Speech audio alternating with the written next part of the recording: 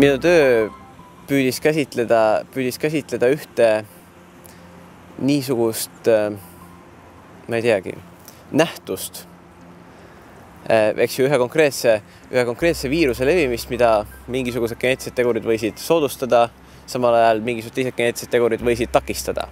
See tähendab, võisid olla olemas niisugused inimesed, kelle geenid olid sellised, et see viirus neile külge ei hakanud või hakkas palju raskemini kui teistele. Need inimesed said siis ilmselgelt teatava sellise evolutsioonilise eelise tänu sellele, et tõenäosus, et nad enne ära surevad, kui oma geen edasi kanda jõuavad, on suhteliselt väike, kuivõrd see ohtlik nakkushaigus neile külge ei hakanud. Me räägime antud juhul HIV-st.